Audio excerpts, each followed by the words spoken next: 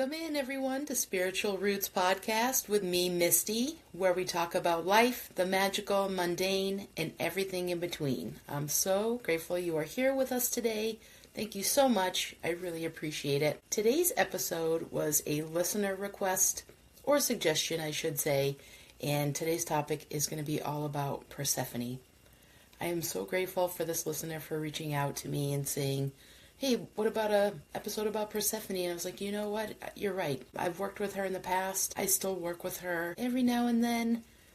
But I do have, on my altar, I do have a space set up for her. So she is always with me.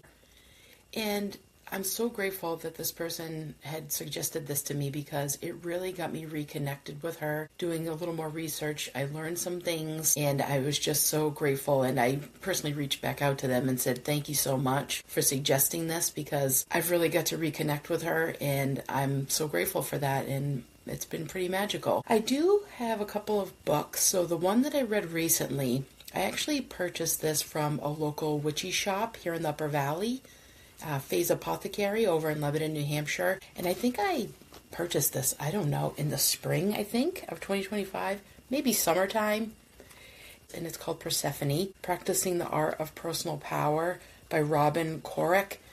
And it's not a very long book, but it packs a punch when it comes to information about her. And one of the things that I really loved about this book was in the back, she has, and I'm looking through it right now, so I apologize if you hear the pages, is Persephone's Feast. And I really love that idea of just making a meal for her. So if you really want to work with this book, and like I said, I think it's like 88 pages. It's not long at all. And it has a lot of information in here. I'm sad that I didn't open it up sooner, but I guess I opened it up when I was supposed to, didn't I? But highly recommend this book. I will put it in the show notes. And she just has a lot of great information in that. And if you had listened to the beginning, when I was talking about how I started and the reason why I started this podcast, I brought up the book called Walking with Persephone. And that is by Molly Rimmer. And this is another great book of mine. And I'm holding my copy and I have so many dog ears in this book. I highly recommend this book, and I'll just briefly go over it. The author, she basically wrote about, I think it's 6 months, if I remember correctly. It's been about a year or more since I've read this book, but it's 6 months of her walking with Persephone, and she really dives into this book about, trials and tribulations and hard feelings that a lot of us maybe don't like to talk about. She is a mom, she's a business owner, she's a wife, and she just really talks about real life situations and how working with Persephone really, maybe opened her up more, made her recognize things more. And I just think it's a beautiful book. And it starts in the fall, and she goes throughout the months working with her, and it's just beautiful. And the ending is amazing, and it's just really wonderful. She's in her 40s in the book. If you don't follow Molly Rimmer already, she does have poetry books. I have a couple of those. She has a goddess divinational book, and they're very small. They're like pocket size. I will also link those books in the show notes because she is a really great author, and I just really highly recommend this book. There are some points in that book where I was like, holy shit, I connect so much with this. I'm not a mom, and I don't think that you have to be a mom to connect with what she has to say in that book and her journey with Persephone. And it's just true. It's just real storytelling, and I just love it. And you get a lot of great ideas out of that book as well. She talks about connecting with nature and how she started this ritual of how she would go out into the woods on this certain rock and just sit and talk, and she would know when Persephone was near, and it's just really good. So I will stop blubbering on about the books, but I did want to bring those up. In the Persephone book by Robin Corrick, I just recently read, but I've had it in my bookshelf for a while now. And I did look her up on YouTube, and she actually does go into the book a little bit on a YouTube video. I'll link that as well.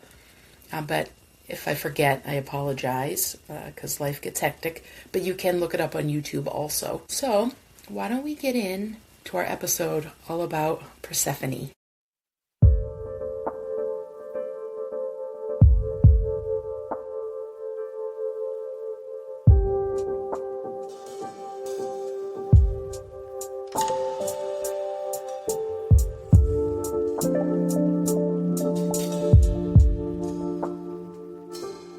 Persephone, goddess of spring, queen of the underworld, keeper of thresholds. Persephone is one of the most layered and misunderstood goddesses of Greek mythology. She is not only the maiden of spring, nor only the queen of the dead. She is both. She carries the softness of blooming flowers and the quiet authority of shadowed halls. Her myth teaches us about cycles, transformation, feminine power, grief, sovereignty, and the sacred balance between life and death. Persephone is the daughter of Demeter, goddess of agriculture, fertility, and the harvest. Demeter governed the growing of grain and the nourishment of humanity itself, making her one of the most vital deities in the ancient world. Persephone, often called Kori, meaning the maiden, embodied innocence, youth, and untapped potential. Mother and daughter were deeply bonded, representing the intimate relationship between the earth and the life that rises from it. One day, while Persephone was gathering flowers in a meadow, the earth split open beneath her feet. From the depths emerged Hades, ruler of the underworld. He carried Persephone into his realm below the surface of the world. A moment that symbolizes sudden transition, the crossing of thresholds, and the loss of innocence that accompanies profound change. As Persephone crossed into the depths, she did not move through the threshold unseen. In the space between worlds stood Hecate, ancient goddess of crossroads, torchbearer of hidden paths, and guardian of liminal spaces. It is said that Hecate heard Persephone's cries echoed through the veil between realms, a sound only a goddess of thresholds could recognize. Carrying her twin flaming torches, Hecate became witness to Persephone's descent and the quiet beginning of her initiation. While Demeter searched the earth in anguish for her daughter, Hecate walked the edges of both worlds. She guided Demeter toward the truth, eventually leading her to Helios, the all-seeing sun, who revealed that Persephone now dwelled in the realm of Hades. But Hecate's role did not end with discovery. Oh no. In later traditions, Hecate becomes Persephone's companion, protector, and guide within the underworld. She stands at the gates, holding the keys between realms, guarding sacred passageways and movement of souls. Some myths describe her as Persephone's closest ally, a steady presence who helps her grow into her authority and navigate the deep magic of the unseen world. Through Hecate's guidance, Persephone evolves from Kori, the innocent maiden, into an initiated goddess. Hecate represents the torch that lights the dark path, the intuitive wisdom that allows us to move safely through uncertainty. Persephone becomes the embodiment of what emerges after descent: inner strength, sovereignty, and self-knowledge. Meanwhile, Demeter's grief was so profound that she withdrew her blessings from the earth. Crops failed, fields turned barren. The world slipped into cold stillness and hunger. Humanity suffered as the land mirrored a mother's mourning. The divine sorrow explains the origin of winter, a time when life retreats inward and growth pauses.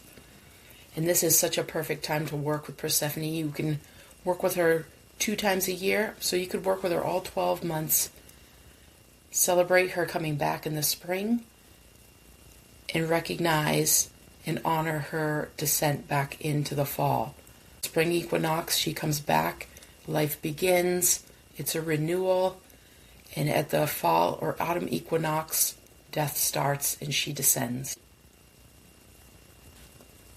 Eventually, Persephone was located in the underworld, yet before she could fully return to the surface, she consumed pomegranate seeds, the sacred fruit of the dead. This act bound her to the underworld and sealed her transformation. A compromise was made.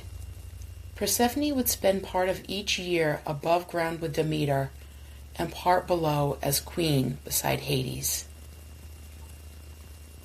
When Persephone rises, Demeter rejoices, and the earth blooms into spring and summer. When Persephone descends once more, Demeter mourns, and the land enters autumn and winter. The eternal rhythm teaches that life and death are not enemies. They are partners in a sacred cycle of renewal. And that hits me because it is so true. Without death, there can't be renewal, right? If we have grown from children to adults without having hardships in our life and everything was just rainbows and sunshine, it wouldn't make us who we are today, and vice versa. If our lives were just in the underworld all the time, it's just the opposite, isn't it? You know, we need both sides of the coin to be whole, excuse me, in my opinion. And this is why I look forward to the darker parts of the year, because this is our chance to go inward and release the shit that doesn't serve us anymore. I know that's cliche and it's used a lot, but it is true. And I look forward to winter. I don't necessarily dig driving in it, but the beauty and the silence and the opportunity to go inward, stay in our homes, and just be with ourselves, it just is priceless to me. And I just had to throw in my 2 cents there. Without renewal, you know, I would have been stuck in so many places if I hadn't worked through some things. I would still be stuck in my 20s, right now in my 40s. I know I would. If I hadn't taken the time to work through things, let the death happen, and bring it back into that life. Breathe it in. And just welcome the opportunities that come. As queen of the underworld, Persephone rules with balance and compassion. Unlike many gods associated with death, she is portrayed as just, gentle, and deeply attuned to the emotional journeys of souls. Alongside Hades, who governs endings, ancestral memory, and hidden wealth beneath the earth, Persephone holds authority without losing her softness. She's a bad bitch. Their partnership reflects harmony between structure and intuition, shadow and sacred order, power and empathy. Persephone becomes a bridge between realms, between the living and the dead, the conscious and the unconscious, the blooming and the resting. Her story reminds us that descent is not punishment, but initiation, that darkness can be a teacher, that transformation often begins in places we never intended to go. I think that's a powerful statement. The transformation often begins in places we never intended to go. Think about a time where you maybe were in a dark space, or you were in a great space and something happened and it brought you into a dark space. Think about a time where you were there feeling maybe sorry for yourself, angry, sad, frustrated. You felt grief for the loss.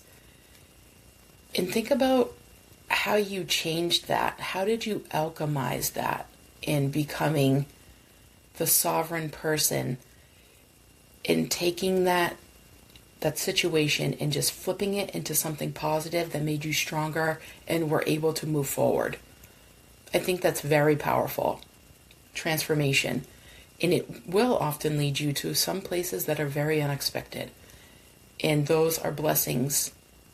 Those are blessings. As we know, Persephone is associated with the underworld in springtime. I wanted to include some flowers that are associated with her. So if you wanted to put some on your altar, if you wanted to plant some outside, if you wanted to work with her in nature, which is amazing, I think that's a great idea. You could plant some bulbs, you could plant some seeds. I'm going to give you a short list of flowers, but if you wanted to look up and do some more research, I think it would be beautiful. And I'm just thinking of this now to do a Persephone garden. Oh, maybe I'll do that. I think that's a great idea. Put that in your back pocket, folks. I think that's a great idea. Do a Persephone garden, or any goddess or god that you want to do that might have plants or flowers associated with them. I think that's fantastic. Some flowers that are associated with Persephone are narcissus, or daffodil, is the flower most closely linked to her story. In many versions of the myth, it was the narcissus that drew Persephone's attention moments before her descent. It represents allure, fate, and the thin veil between worlds. Poppies, one of my faves, I love poppies, symbolize sleep, death, dreams, and rebirth. They connect Persephone to both rest and regeneration, and also tie her back to Demeter and the grain fields. Asphodel is sacred to the underworld itself. The asphodel meadows were believed to be where ordinary souls rested, making this flower deeply connected to Persephone as a queen. Violets and spring wildflowers symbolize her return, innocence renewed with wisdom, and the gentle awakening of the earth. There's some beautiful ways to work with wild violets. In this past spring, I made wild violet simple syrup, and I put it in with some seltzer water. It's amazing. It is such a great, refreshing, sweet drink. It's really good. I will find the recipe that I looked up, and I will also post that in the show notes. It's really delicious. And that's another way that you could work with her. If you don't have the garden space, if that's not available to you, but you have wild flowers around you, wild violets, you could pick some.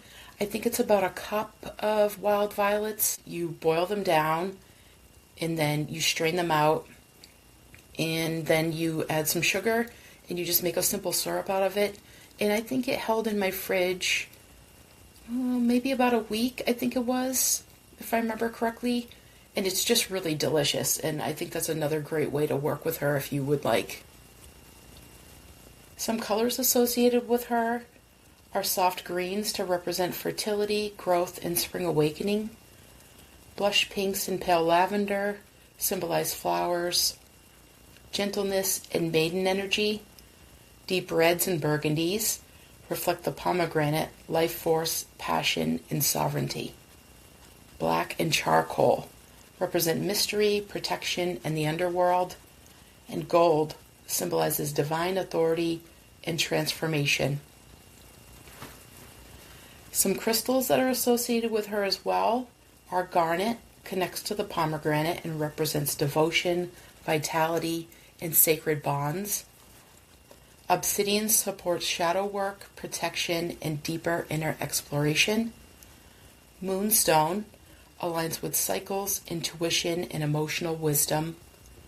Smoky quartz grounds transitions and helps integrate light and shadow. And rose quartz connects to compassion, grief, healing, and maternal love. We're going to take a break. When we come back, I do have a devotional to Persephone for you.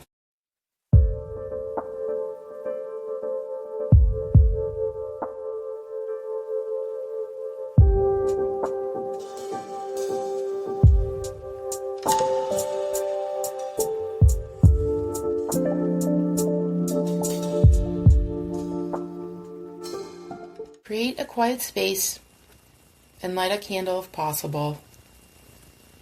Choose colors that reflect both light and shadow. Place a flower, a symbolic pomegranate, and a crystal nearby. Place one hand over your heart and one on the earth or floor. Persephone, daughter of earth and queen below, walker of bloom and shadow, Teach me to honor every season within me.